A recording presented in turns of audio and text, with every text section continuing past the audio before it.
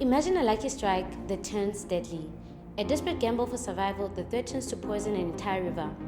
Right now, on the border of Zambia's West Lunga National Park, gold rush is ripping through the land, pulling thousands and leaving destruction. The gold strike in Kikonge, Mufumbwe district, started with a group of farmers driven from their homes by a brutal drought. They were not looking for riches, they were looking for a way to survive. One lucky dig, and suddenly, a quiet corner of Zambia became a magnet for fortune seekers, both local and international.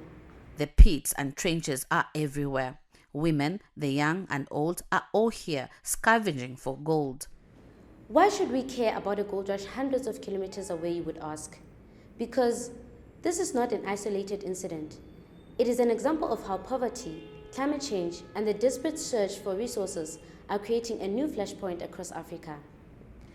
And once the word got out, the floodgates opened. Thousands poured into the Kasanseli, from desperate farmers to miners from the Democratic Republic of Congo, Tanzania, Rwanda, Namibia, China, and Zimbabwe. But with the promise of gold came the prison of lawlessness. But they are reluctant to leave. We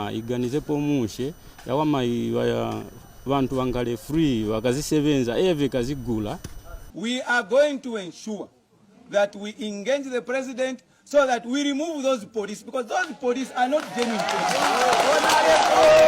Imagine a town with no rules, where territory is decided by brutal force. This quickly led to violent clashes over mining sites. People were injured and lives were lost. The initial desperation morphed into outright greed, fueling dangerous rivalries.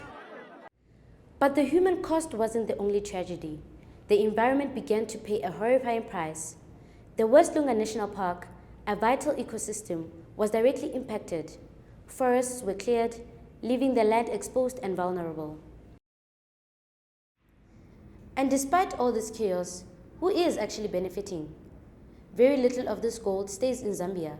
The vast majority is struggled out of the country through porous borders.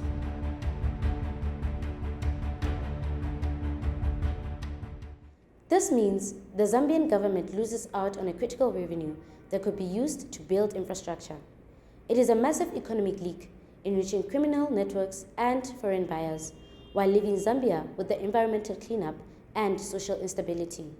I'm urging my people of Northwestern Province, Mufumbwe residents, to move away from this tenement, because this is the resource that can grow our economy.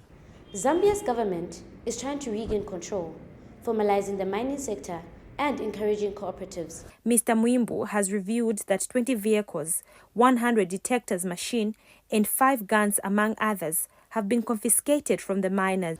Anyone who's going to be here, that they must abide by the rules. They must ensure that the instructions that have been given are adhered to. We have no doubt in our mind that our security wings, those currently operating here, and those who will be coming in, will ensure that sanity prevails here. But it's an uphill battle against deeply entrenched illegal operations.